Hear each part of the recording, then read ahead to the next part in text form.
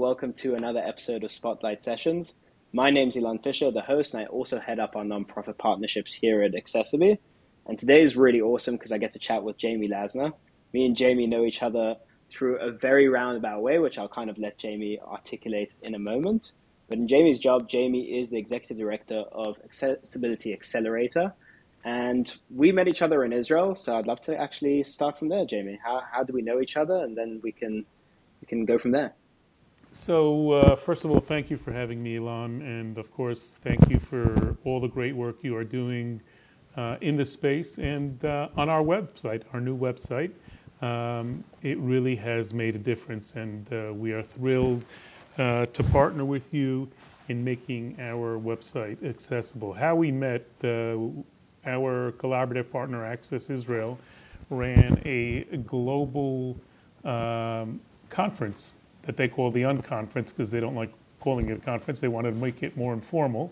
And we had the opportunity to sit together and talk and bring down, to the top 25 things that need to be done vis-a-vis accessibility, inclusion, and advocacy for people with disabilities and the elderly who are also in need of assistance.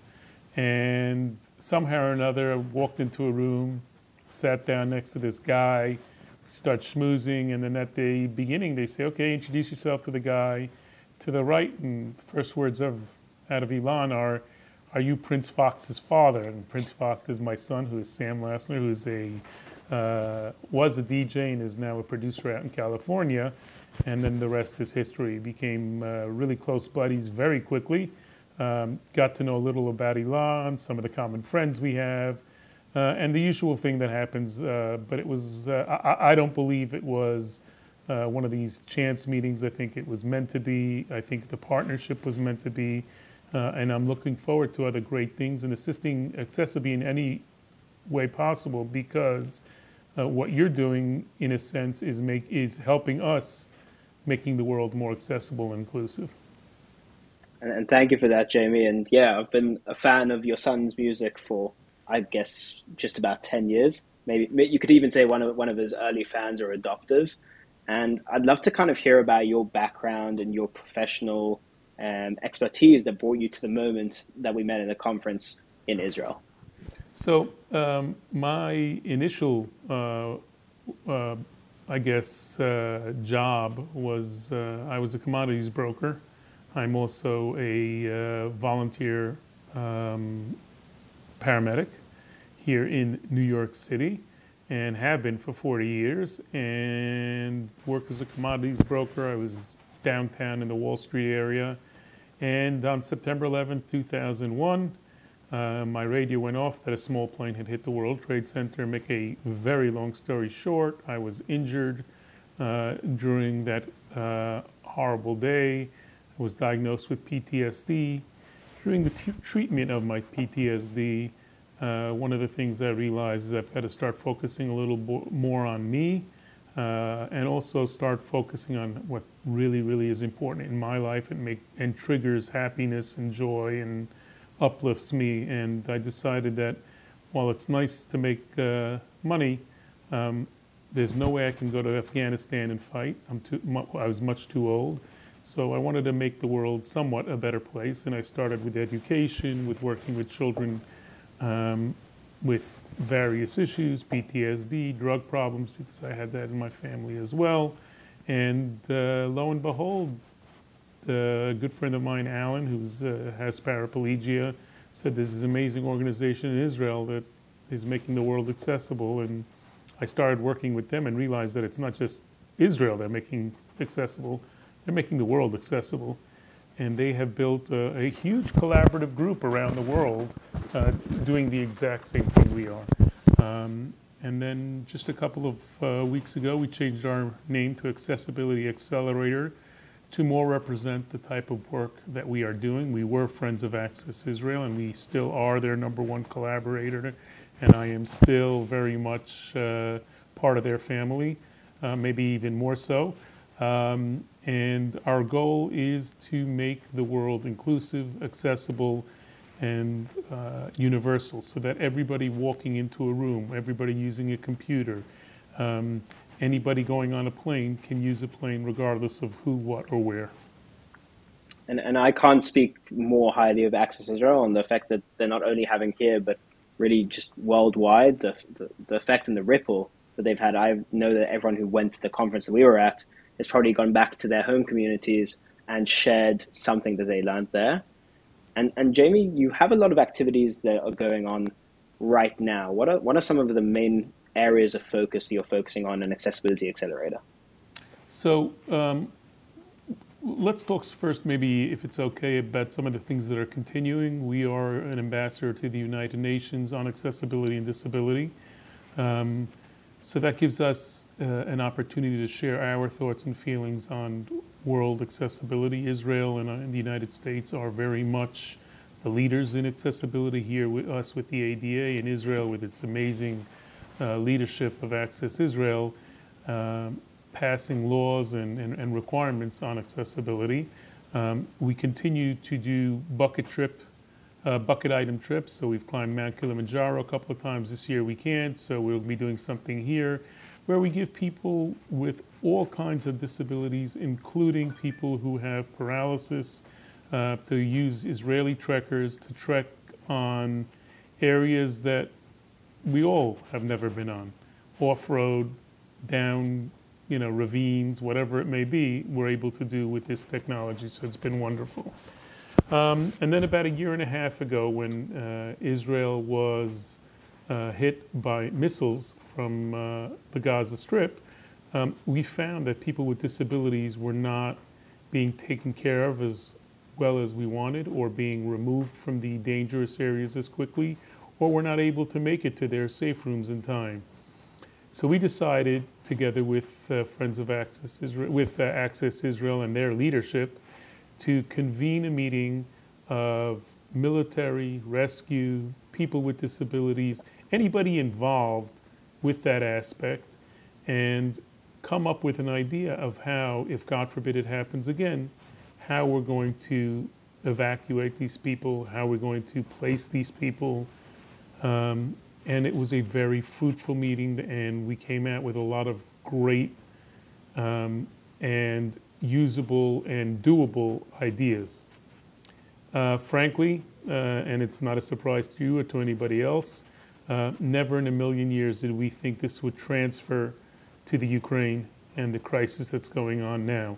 A lot of what we learned, what we studied, what we heard from the various rescue units and defense units in Israel, and most importantly, from the people with disabilities, are things that we are now doing on the border of Poland and Ukraine. And basically, it's as simple as having a face that people with disabilities recognize. We are helping everybody, but we are focusing, obviously, on people with disabilities and the elderly, who are often left behind. And Jamie, if I was to kind of drill down, what are some of the unique challenges that people with disabilities are finding in Ukraine, or that you've seen firsthand? So, because Israel and the United States have laws in place, there are, I would say, I don't want to call it bare minimums, but there is a minimum to what one with a disability can expect at a location. There's not much of that elsewhere in the world, certainly not in Ukraine, and certainly not during wartime. So what we're seeing a lot of is people being evacuated, like you and I would be evacuated, thrown onto a bus and then taken to the border. Well, what happens when you get to the border if you're paralyzed? You can't walk off the bus. Other people can walk off the bus. So finding them wheelchairs. Once they're in the refugee camp, finding them homes. And we do not tell them this is what you have to do. These are people who already probably have severe PTSD from the trauma they've suffered. So we give them options. Option number one, if this is over, do you want to go home? Most of them say no, because there is no home.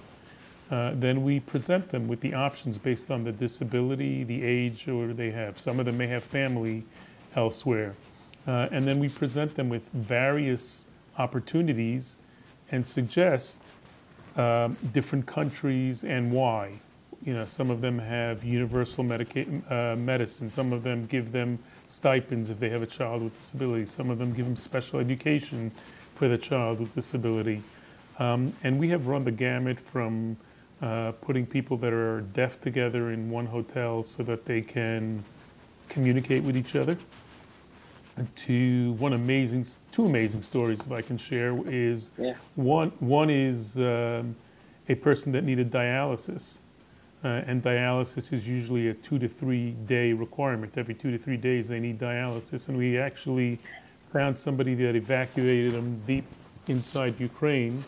And we finally got them into Poland after about 4 days, got them a second dialysis in Poland, and they ended up, I think, going to Israel to live with their children. Obviously, dialysis machines and so on are scheduled in each town by the people in that town who need dialysis, not by some guy or female that's coming out of a war zone. The second one was on this year's Holocaust Day. You know, there are many, many elderly people who are stuck in their apartment buildings without electricity, without anything that we have identified. And we are able to deliver food to them, medication to them, and so on. But they're stuck there. And some of them want to move. So we are, when it is safe, we have various collaborative partners within the Ukraine, within Poland, and other countries. And we decided to remove this couple. This couple are Holocaust survivors. We removed them on a Sunday, and they ended up landing in Israel on Holocaust Day. Not all of our work is, people going to Israel. We are a non-denominational organization. We have worked with all walks of life. Most of our collaborative partners are in countries that we talk to because, frankly, it doesn't matter where they live, because unfortunately, disabilities has no borders, has no enemies, has no friends. So we're all in this game, or this sad piece together. And our goal in whatever country we are, whether it is from Syria all the way to a small island in the Caribbean, our goal is to make somehow, some way, the world universal so that everybody can use it. Wow, that's really, really important work, and listening to that firsthand, even though you read about it in the news, it puts a lot of context and perspective. And Jamie, I'm really interested to know what the effect of your career and work in the past however many years it's been in working in accessibility and disability has kind of changed your views on what access and inclusion looks like, or if there's even a definition of access and inclusion that you prescribe to. So when I first started, I mean, I have a friend who has been, who's had paralysis for well over 30 years. So I'm pretty well versed in the area, but that was sort of my defining point. And then I joined Access Israel, and it was and it still is a learning opportunity. I am blessed with 3 remarkable mentors and an entire Access Israel family that have taught me much, continue to teach me much, and there's so much more to learn. And then through this event that we were together, to really focus on what is needed. So for me, I'm changing daily. My funnel is opening. I'm seeing a lot more. My views are different. I walk the streets of New York much differently. I start looking at, oh, this is not accessible, we can't go there, or so on and so forth. And my goal has very much become one of, because of the incredible people that I've met both with and without disabilities, realize that there is very little between us that is different. And if I can make them able and make, or not them able, but the facility or the computer or the technology accessible to them, all the better for all of us. And in the realm of things, making something universal, as complicated as one may think it is it's fairly simple if you start at, the bottom step. As an example, a universal hotel basically means that the room is accessible. It wouldn't really affect people that don't have a disability. They may have to reach a little lower for a light switch, but for a person with a disability, it's a difference between going to that hotel or not. Computer, I mean, you know it better than I do. People can't use computers because of certain disabilities.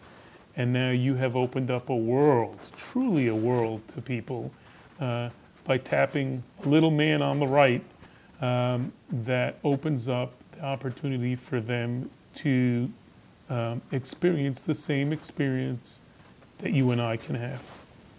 And that to me is where it's changed the most. And Jamie, one of the things that I'm always thinking about when you were saying that is the idea of progress, not perfection. Having that first initial conversation or even understanding how, our worldviews can be limited but can be opened up. So what is some of your advice to people who are quote unquote starting to have these conversations? What would you say to them, or maybe listeners who maybe aren't as privy to the conversations that you and I are having every day, but want to get involved more? Okay, so first of all, there are plenty of opportunities to get involved more. I can talk about that in a second, but I mean, my mantra is that of something that my father, who was a U.S. Marine, taught me is there are a lot of people in the world that talk the talk, walk the walk, and generally, as we all know, sometimes when you walk, you do trip, but from that tripping, you learn, and there is much that people can do in this space. That they can walk the walk. I mean, you can talk a big game. I can do this, I can do that, and so on.